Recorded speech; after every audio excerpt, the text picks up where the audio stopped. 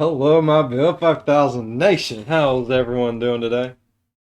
Hopefully, everyone's having a great day. If not, I hope it gets better from here. Oh, I am excited. I'm a little nervous too. It's been 2 weeks since I've actually done a freaking video, bro. Like, damn. I am doing much better now. Thank each and every single one of you for wishing me a speedy recovery. It helped tremendously. All the love y'all showed me, 100%. Thank you from the bottom of my It's there somewhere from the bottom of my heart. Thank you. I appreciate all the love. I really do. Thank you. All right. I don't even know where to begin. Like it's been 2 weeks since I done one of these things.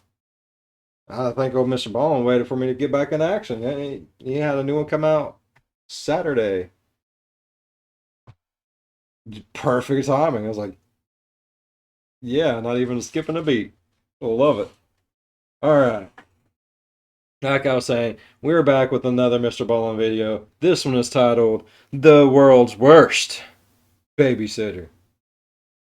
I never had a babysitter ever. My mom and dad was always scared that I would like completely traumatize any babysitter we ever had. So if I couldn't go with them, I watched myself. I learned how to cook a lot of food that I wasn't allowed to cook. It happens though. I'm an amazing cook now. Yay me. All right, let's go ahead and get into today's story. Go ahead, turn them lights down low, put on something comfy, cut up with something special. Oh, let's get traumatized. I have a feeling it's going to be traumatizing as all get out.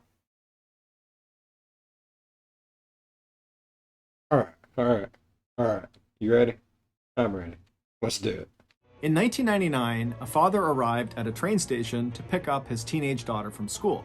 But when the train she was supposed to be on arrived at the station, she didn't get off. And so the father just sat in the parking lot, assuming his daughter must be late and she'll be on the next train. But as more and more trains came into the station, none of them were carrying his daughter. And so eventually, this father just left the parking lot and Maybe she went to Hogwarts. It could happen, bro. I've seen the movies. headed back home, believing his daughter must have found another way home. Unfortunately, though, that was not the case. It was What do you think? It was like trains, planes, and automobiles. Anyone ever seen that movie? I'm old. Okay, I like has John Candy in it. Amazing, amazing movie. I love John Candy movies. He's an amazing actor. Rest in peace, dude. turn out his daughter had made a fateful decision that day that would soon turn her and her family's lives into a nightmare. But before we get into that story, if you're a fan of the strange, dark, and mysterious delivered in story format, then you've come to the right place because that's all we do, and we upload once a week. She became Slytherin. So, if that's of interest to you, please soak the like button's underpants and then place them in the freezer. Also, please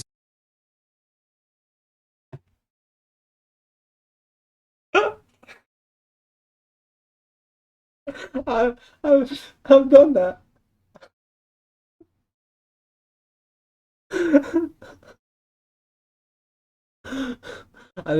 But I didn't like saturate the underwear. Like I took a spray bottle, I misted the shit out of them with it. Then I put them in the deep freeze, and then my kids went looking for the clothes the next day. I was like, "Yeah, I got you, bud." And I gave it to them. I was like,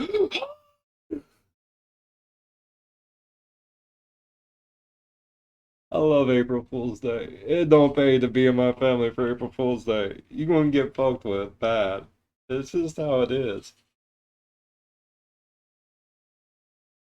I've done. I'm an amazing father. I've traumatized my poor children so bad. My job is complete.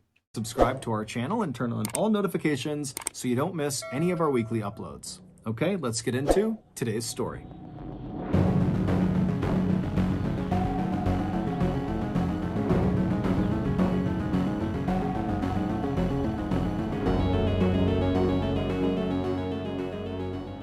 In 1998, the Barber family was living a charmed life.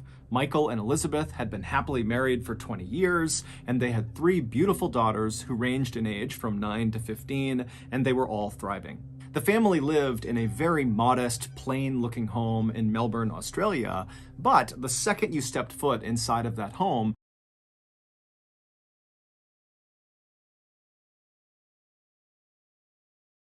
We have a subscriber from Australia. Yes, we do. Let's see. So I have a feeling she will have some amazing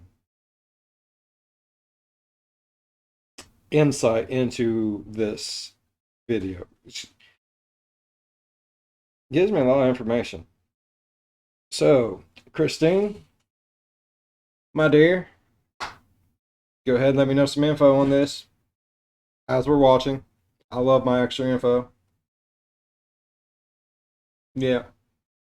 you would see it was bursting with life. The sounds of kids laughing and playing, and of Michael and Elizabeth happily chatting away, filled every room. Now, the Barbers' lives were not perfect by any means. In fact, they struggled financially and lived basically paycheck to paycheck. However, they didn't let their financial struggles define them. Instead, Michael and Elizabeth put a lot of stock in another aspect of their lives that they were all undeniably rich in, and that was in creativity. Michael was a toy maker and a designer, and Elizabeth worked in children's literature. And each of the three Barber children were beginning to cultivate their own unique creative gifts. At 9 years old, Because you know what to say. People who ain't got money do. People who can't do teach. People who can't teach, teach Jim. Heather, who was the youngest, had developed a lovely singing voice. Ashley Rose, who was the middle child at 11 years old, had learned I'm sorry, I'm cracking myself up tonight. It's been for. I, I, I've been sitting and laying for 2 weeks. Only time I get to talk to people's in my comments.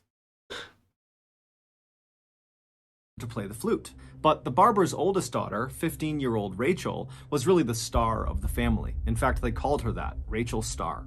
Rachel was an extremely talented dancer. Like Ringo Starr? She was so graceful and stylish that even when she was just walking around, it almost looked like she was dancing. Rachel was also very beautiful, with big emerald green eyes and fair skin, and she had this effortless charisma that just drew people to her.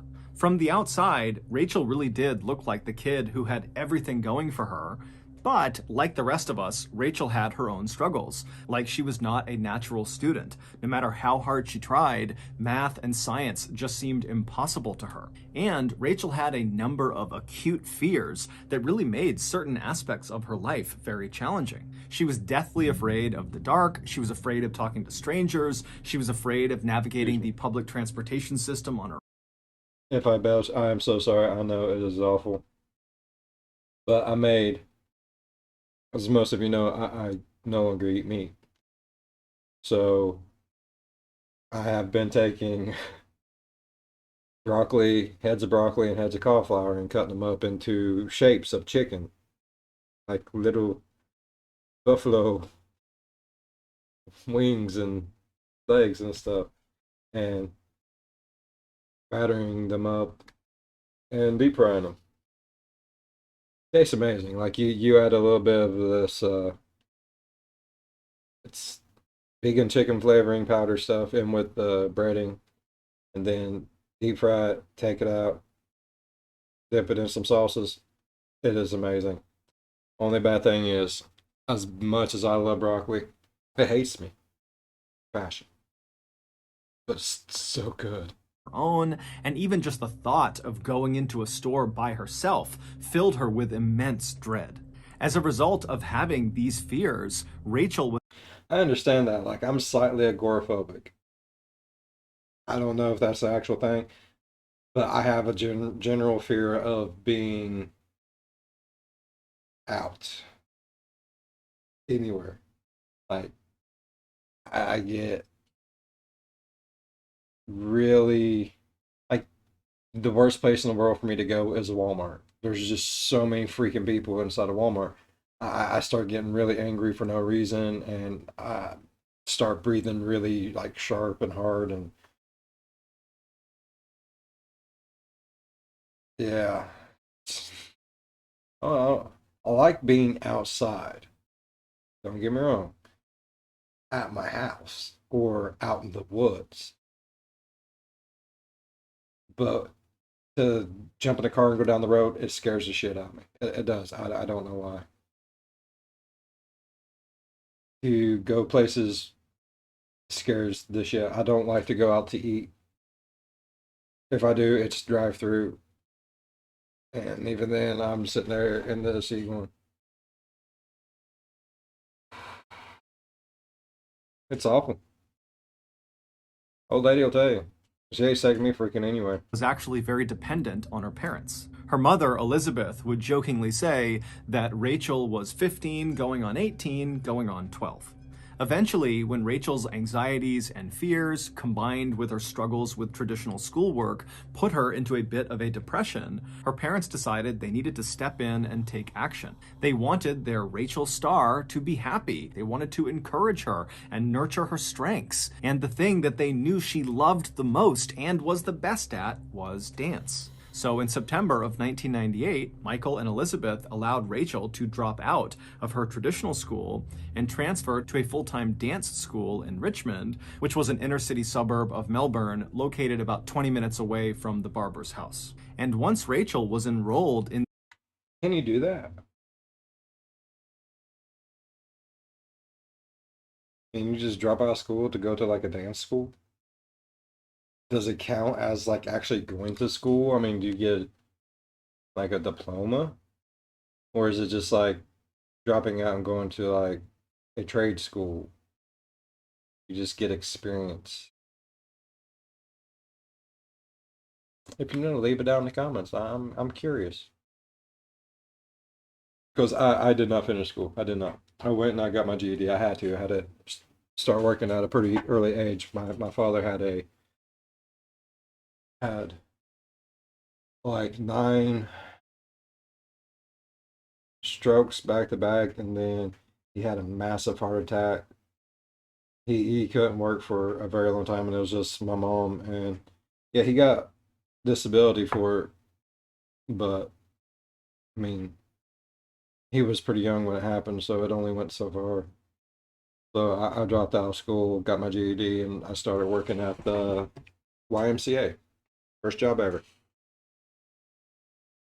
It sucked, but it kept food on the table, so it was worth it. It was worth it. It helped my mom. And to me, that was more important than anything else. this new dance school, she blossomed. She made loads of new friends, she started modeling, which was something she was very proud of, and she met a boy, Manny, who she absolutely adored. But as well as things seemed to be going for Rachel at her new school, she would soon make a fateful decision that would have absolutely catastrophic effects.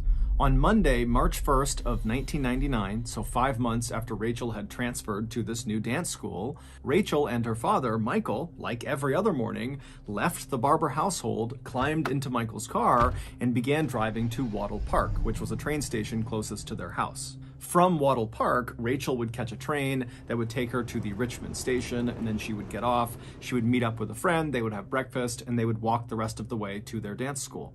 When Michael pulled into the parking lot at Wattle Park and parked the car, and Rachel was getting her stuff to climb out of the vehicle to head up to the train, he stopped his daughter and said, "Hey, remember, I'll be back here at 6:15 tonight to pick you up." And Rachel looked at him, she smiled and said, "Okay," and then she hopped out of the car and she pranced her way over to the station. Michael watched his daughter just long enough to see her climb the steps and disappear, at which point he put his car back in drive, he left the lot, and he headed back home. That evening, Michael returned to Wattle Park. But at 6:15 p.m., when the train came rolling into the station, Rachel was not on board. Michael assumed his daughter must have been running late and so missed the train she would always take, and so he just sat in the parking lot and waited for the next train to come into the station. And a few minutes later, when it pulled into the station, Rachel was not on that train either. And so Michael, he was starting to get worried because he's looking outside, it's getting dark, he knows his daughter hates being out in the dark. See, it wouldn't pay for someone to wait on me at a train station. I love trains. I wouldn't want to get off the damn thing. I'd be like, bye. Yeah, I love trains. I do. I don't understand my fascination with them, but I freaking love them. Like, I literally want to go to one of these places that have like the trains where you has like the sleeping car and all that, like where you can actually rent it out like as a hotel room. You have like your own little room, it's got its beds, all that good stuff. You can come out to the eating car and just that's I want to do that so bad. That would be that's on my bucket list. It is. Mm. She's afraid of being alone, and he's wondering, what's going on with her, but he keeps telling himself that she's bound to show up any minute. And so Michael just sat in this parking lot and watched train after train after train come through the station, and Rachel wasn't on any of them. Now, Michael didn't have a cell phone, and neither did Rachel, so he couldn't just call her to see where she was. But finally, after a few more trains came through and none of them contained his daughter, he left the parking lot but went to his parents' house, which was much closer than his own home, and he rushed inside and he grabbed their phone and he called back to his home. And when his wife, Elizabeth, Rachel's mom, picked up the phone, he immediately asked her, "Hey, is Rachel home? Did she get a ride home from one of her friends?" And Elizabeth would tell Michael, "No, she's not here, and she hasn't called." This was the moment when Michael and Elizabeth instinctively knew something had to be wrong. Rachel was on time for everything, and if she was late, she would always call ahead or call afterwards and at least give some explanation. But to just go silent and not show up, that was not in character. And again, because it was pitch black outside and they knew she was probably alone, that was a situation they knew Rachel would never want to be in because it would have terrified her. And so Michael tells Elizabeth he's going to come home as fast as he can. They hang up. And then while Elizabeth is waiting for her husband to return, she picked the phone right back up and she dialed Manny's number. That's Rachel's boyfriend. She figured maybe Rachel was with Manny, or at the very least, maybe she checked in with Manny because most nights Rachel and Manny spoke on the phone.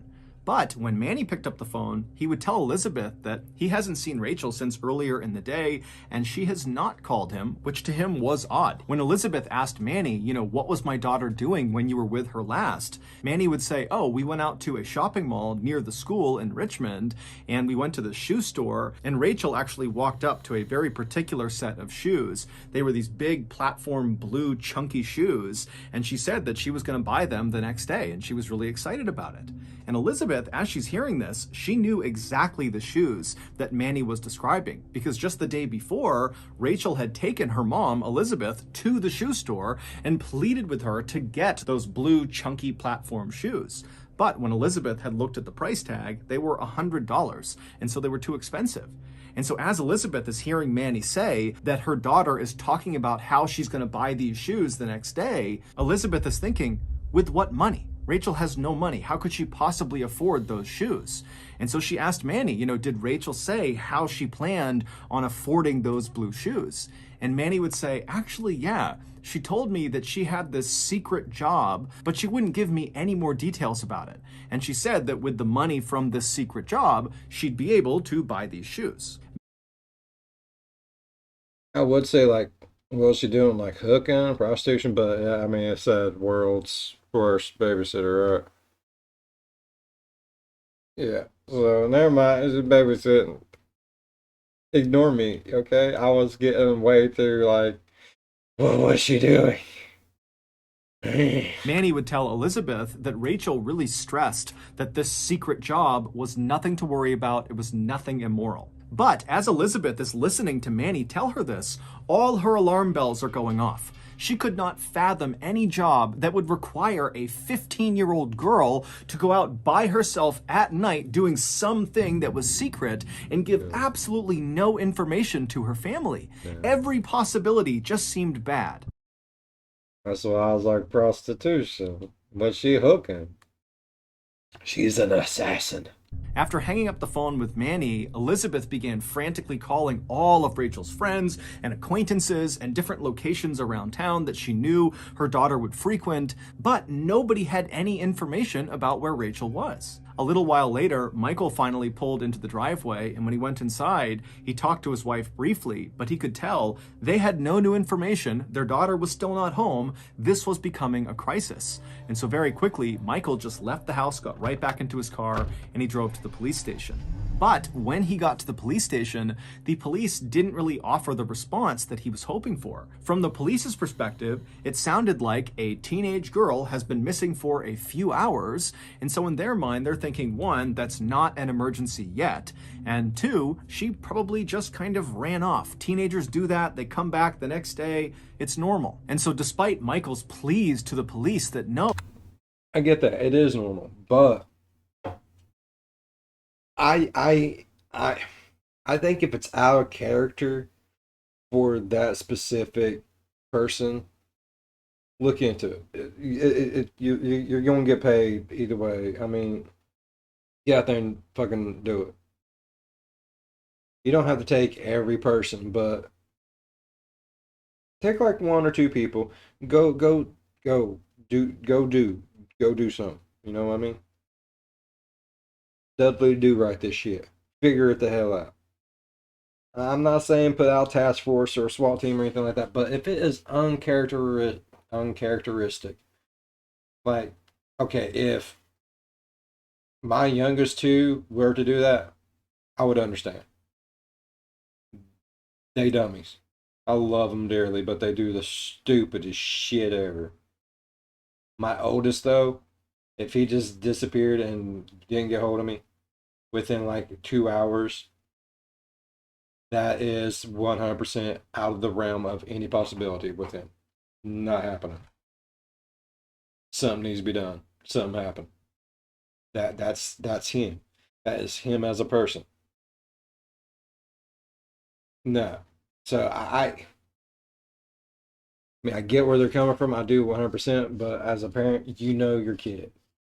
And I get it, shit does happen. But like I said, if my oldest were to do that, there's something wrong. No, that's not him. He is back before time. He tells you everywhere he's going. He does not want any shit in his life whatsoever. He's upfront and honest about every damn thing. I love him. Love him. I don't know where I went wrong with him. The other two, they turned out like me. I feel bad for them. Poor guys. But him, I went wrong somewhere because he is literally couldn't ask for a more perfect kid. So if something happened to where he wasn't home when said he was going to be within 15 minutes of him being supposed to be there, of when he's supposed to be there, there's a problem. Something's fucking wrong. The other two, if they're not back within 4 hours after the time they say, then there's something wrong. Maybe. More likely they're just at a friend's house still playing Fortnite. I was raging, Dad. Give a fuck. oh, this is different. My daughter would never do that. She would never run away. This is totally out of character, despite all those pleas. The police said, look, Michael, just go home, wait, your daughter will be home soon, and if for some reason in the next few days she does not come back home. And I hate that shit. Why does it gotta be a few days? You know what can happen within a few days? I've watched the first 24 hours. Nothing freaking good. You come back and you tell us. And so Michael, now feeling totally devastated and terrified for his daughter's safety, finally did just leave the police station and he headed back home. And then he and his wife and his two other daughters had a terrible, restless night's sleep, wondering what was going on with Rachel. And then finally, when the sun came up the next morning, Michael and Elizabeth rushed out of their bedroom and headed into the kitchen, hoping, praying that Rachel would just magically be in their house again. But when they went into the kitchen, Rachel wasn't there. She had not come home. However, pretty early on this second day of Rachel's disappearance, Michael and Elizabeth would learn something new. Manny would get in touch with Michael and Elizabeth, and he would tell them that he remembered something Rachel had said during their final conversation the day before. She had told Manny that he had nothing to worry about with regards to this secret job because it wasn't immoral, it was totally safe, and, Manny said, Rachel said there was an old female friend who was going to be there at this job site in some way participating that would keep her safe. And so Michael and Elizabeth have no idea what to make of this old female friend, but in a way it was kind of a relief because they know their daughter is basically terrified to be alone. And so at least knowing wherever she was with this old friend, that made them feel good. But the parents' positivity about this new development quickly faded when I don't trust none of this shit. they began calling around to all of Rachel's friends, both new and old, female and otherwise, and none of them were missing. Everybody was where they were supposed to be, and nobody knew anything about what happened to Rachel. The only intel the parents got from this round of calling all of her friends was that several of her friends said that the day before, the day Rachel disappeared, they had walked with Rachel back to the train station after school. And in fact, one of the friends told Michael and Elizabeth that they offered Rachel a ride home so that she wouldn't have to ride the train back home, but Rachel had turned it down, saying her father was going to be meeting her on the other end at Wattle Park at 6:15 p.m. The Barbers didn't know what to make of this. Did Rachel believe at the time that she could go do this secret job and still be back in time to meet her father at 6:15 at Wattle Park? Or did she lie to the friend who was offering the ride and make up the story that she planned on seeing her father when in reality she planned on ditching her father and going and doing this secret job for the night? But regardless of which of these things were true, the parents just still could not understand why by now, 24 hours later, their daughter still had not called to check in. Michael and Elizabeth found themselves wondering if they really knew their Rachel Starr as well as they thought they did. Maybe she had actually run away like the police suggested. The parents were totally distraught, they were totally anxious, and I'm distraught and anxious. Like, I don't know how this man does it. Like, he is a god of storytelling. No shit. Like, I am stressed the hell out right now. And he hasn't said nothing bad. That's the fucked up thing.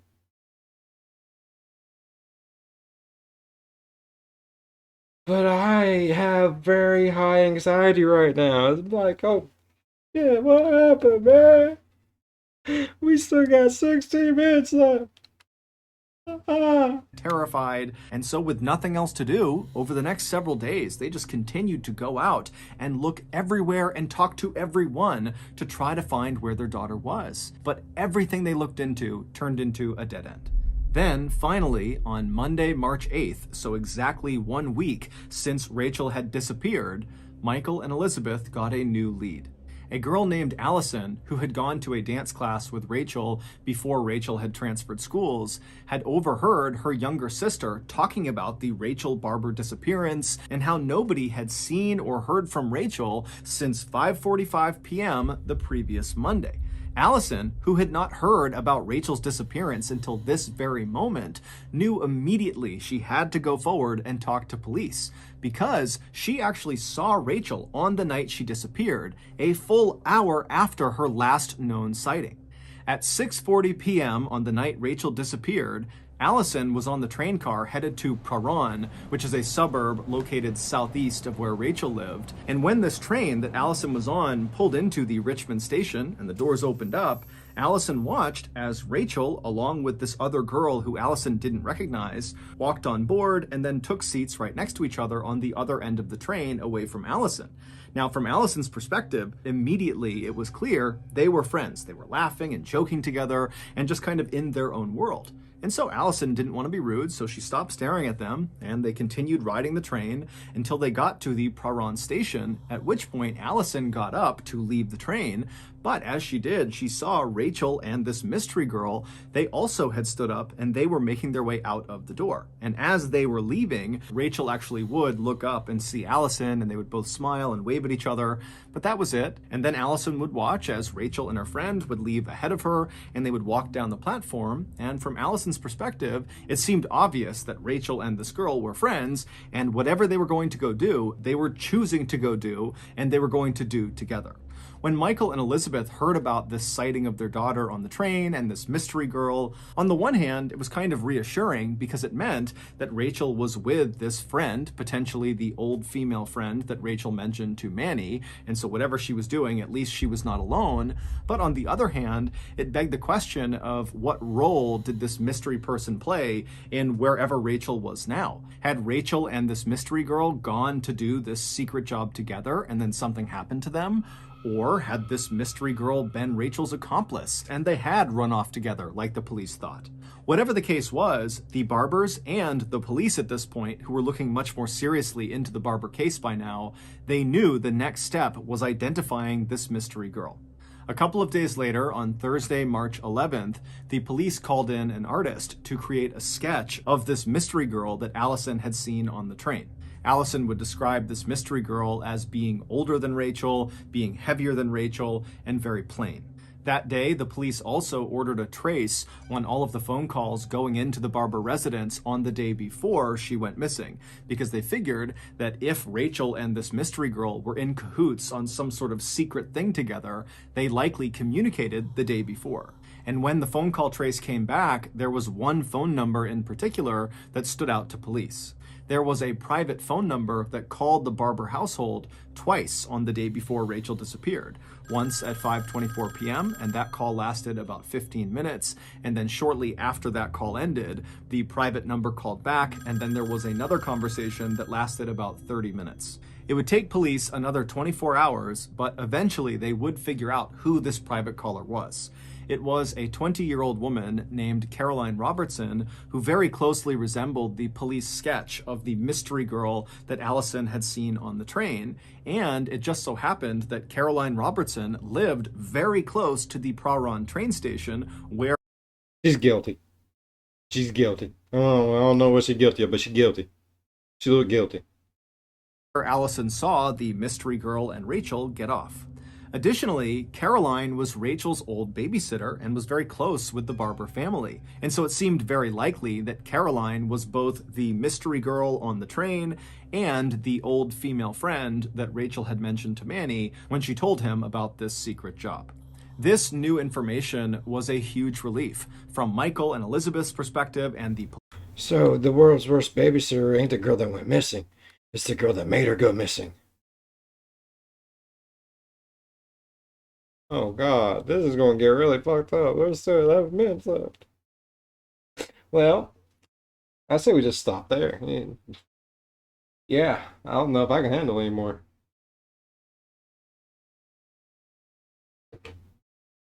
That's a lot of shit. What grudge with the... What? He knows something bad happened. What kind of grudge does the babysitter have against this poor girl? Because I have a feeling something really happened. You couldn't hear me? I said fucked. Something really fucked happened. Lisa's perspective, it now seemed very likely that Rachel and Caroline had just snuck off together and were now probably hiding out at Caroline's apartment near the Praron train station. And so, believing they could put an end to this missing teenager drama that night, the police hopped in their cars and they drove over to Caroline's apartment. But when they got there at 5:25 p.m., they very quickly realized that things were not as they seemed. Police walked up to Caroline's front door and they knocked and began yelling out for Caroline and Rachel to come outside, but nobody yelled back and nobody opened the door. When they tried the handle, they found it was locked, so they got in touch with the property's real estate agent, who came out and gave them a set of spare keys, and when the police tried those keys, they found they still could not open the door because the door had been locked from the inside with a special latch. And so the police began walking around the perimeter of the building looking for another way inside. I would have kicked those son of a bitch in, so fuck it. And what they say, where someone closes the door, God opens a window. And as they're walking, one of the officers looks up and sees a second floor window of the apartment is open. And it's open enough that clearly a person could slip inside.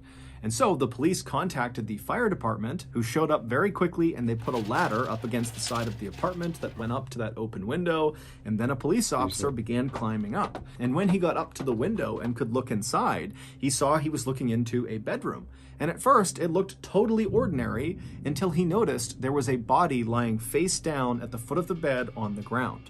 It was Caroline. The officer on the ladder immediately turned around and yelled for backup, and then he and other officers poured into the apartment, and before long, Caroline, who did actually still have a pulse, but she was totally unconscious and not responding, she was being rushed to the hospital.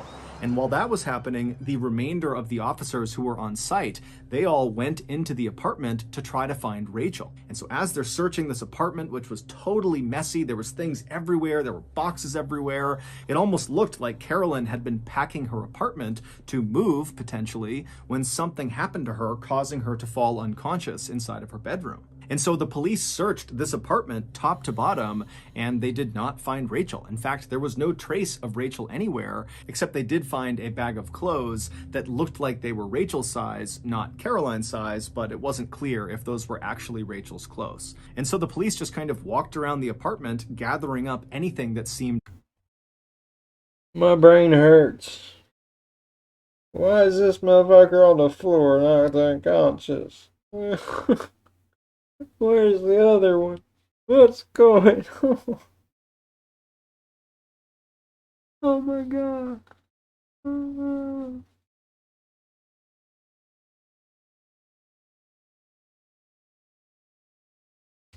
This is stressful. This is so stressful. He needs to put, hey, by the way, this is stressful warning on it. Suspicious, like they found rubber gloves and hair dye, they found some bank receipts and some notebooks with some strange writing in them, and they just hoped that some of I'm going back to the prostitution thing. this stuff might lead to Rachel. Back at the hospital, Caroline had regained consciousness, and even though she was very disoriented and seemed kind of out of it, the medical staff allowed the police to come in right away and start asking questions because they knew time was of the essence with Rachel. They had to find her. And so the officers came into Caroline's room, and they sat down, and the first question they asked her was, "Do you know where Rachel Barber is?" And Caroline just stood there kind of stunned for a second, and then just said, "Yes." Over the next few months, as Caroline's memory came back into focus, she would piece together one of the most unbelievable stories that police in Melbourne had ever heard. The following is a reconstruction of that story based both on Caroline's testimony and on what police Oh, fuck. were able to actually fact check. Back on Sunday, February 28th, 1999, so the day before Rachel vanished, Caroline called Rachel and offered her a job.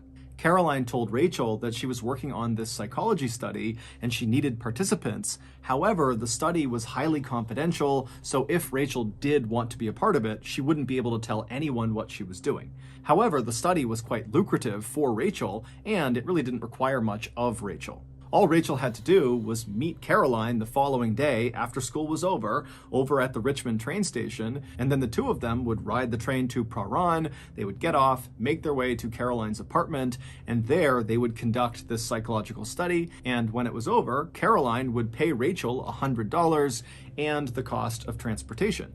And so Rachel, she was thrilled at the idea because she wanted those beautiful blue shoes, and so she said yes.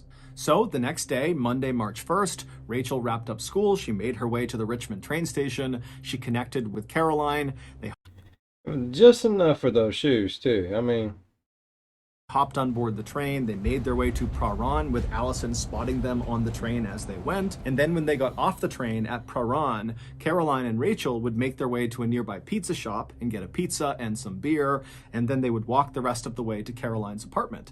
Once they were inside the apartment, Caroline led them upstairs to her bedroom, and then they both sat down on the floor at the foot of the bed and began eating their pizza and having some beer and just laughing and exchanging some stories.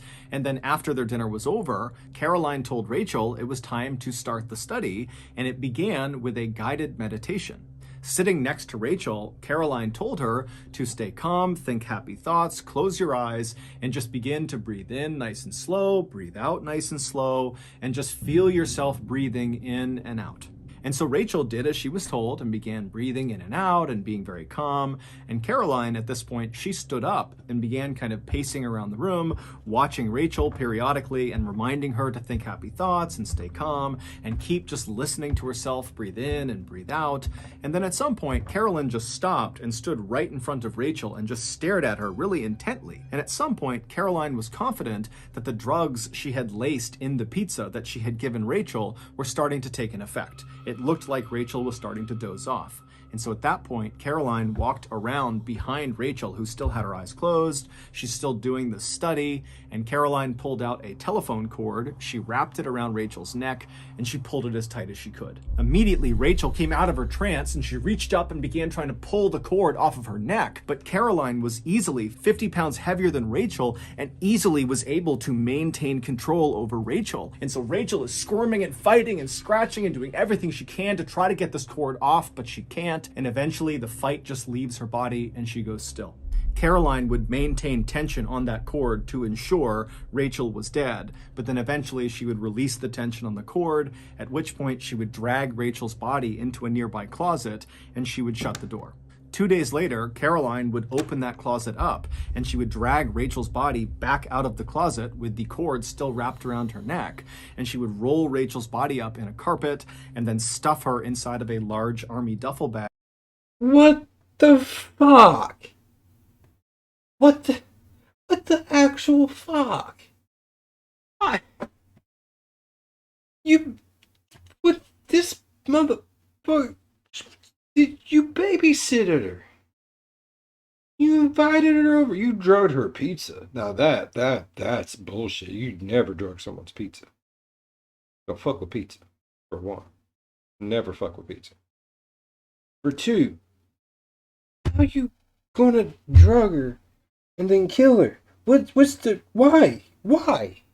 That Caroline had purchased for this exact reason, for disposing Rachel's body. And then she called a taxi who came to her apartment and she lugged Rachel's body still inside of this bag and dumped it in the taxi. And then she and Rachel's body and the taxi driver drove about an hour north to rural Kilmore, where Caroline's father had a vacation home. And there she would bury Rachel's body in a shallow grave next to one of her childhood pets. When Caroline had been rushed to the hospital because she was... I mean, that was nice of her, I guess.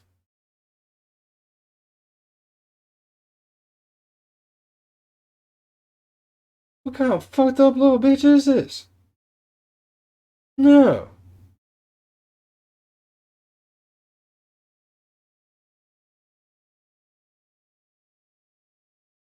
Are you got this, what? What? No, no. This is a joke, right? Okay. So, she babysitted this girl, and then out of the blue, she's like, "Hey, I feel like killing her. Want to call her up, feed her a bunch of bullshit about an experiment, drug her, strangle her to death, and I'm gonna bury her out by Lucy."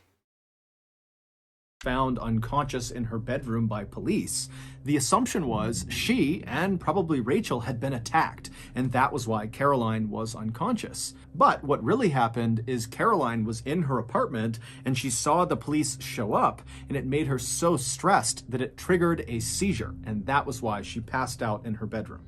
When she came to in the hospital and people began asking her what happened, she would say that Rachel's death was an accident.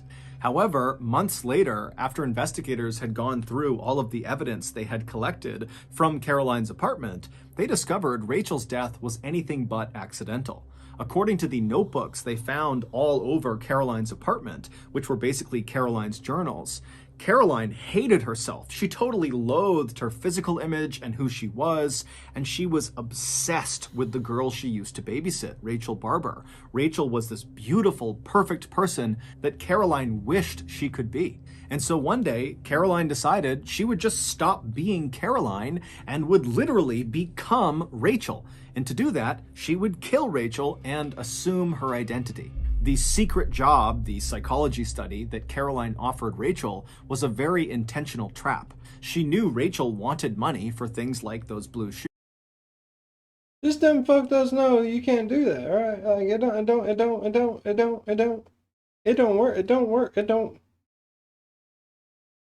It do not work. It does not work that way.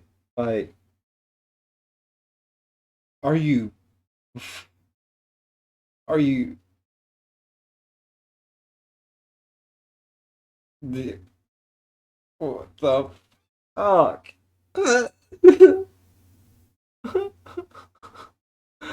Oh, I hate myself so much. I'm so fat. I'm so ugly. My nose is so big. My ears are fucked up. Blah, blah, blah, blah, blah. Woe is me. That bitch is pretty. She's gotta die so I can become her. Like, she wasn't even planning on wearing her as a suit or something. Like, she's just going to, like, kill her. It don't work that way. Gotta eat its heart to get its power. Jews, and she knew Rachel would trust Caroline. Caroline was her babysitter, and so Rachel would have no problem going into Caroline's apartment alone at night to get the money. Caroline planned to murder Rachel and stage it so it looked like Rachel had run away, and then afterwards, Caroline planned to lose 45 pounds and then get a nose job so she would look more like Rachel. And then to complete her transformation, Caroline would legally change her name to Rachel Barber.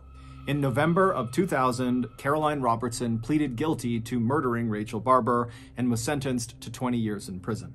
In January of 2015, Caroline was released after only serving 15 of those 20 years. In the years after Rachel's death, Rachel's mother, Elizabeth, would write a book about the experience called The Perfect Victim, which would later be adapted into a major movie that starred some of Australia's biggest actors and actresses. On Wednesday, March 24th, 1999, Rachel Barber's body was once again lowered into the ground, except this time she was surrounded by friends and family and people who loved her. Over 850 people attended Rachel's funeral. They brought letters and poems and toys, which were all buried with Rachel, as were the blue shoes that Rachel so wanted that she planned to buy with the $100 Caroline had promised her. So that's going to do it. If you got something out of today's episode, Ah! I mean, first day back, y'all, and damn, he's coming in like a wrecking ball. Sweet baby Jesus. That's fucked up. Thank God I never had a babysitter. Thank God I don't trust nobody. Thank God I was an asshole of a child.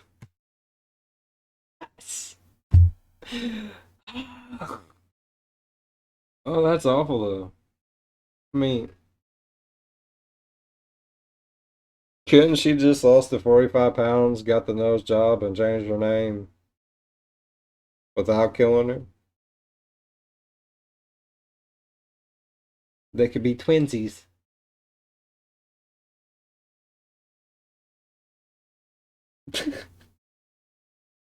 Oh shit. First day back in 2 weeks, and damn.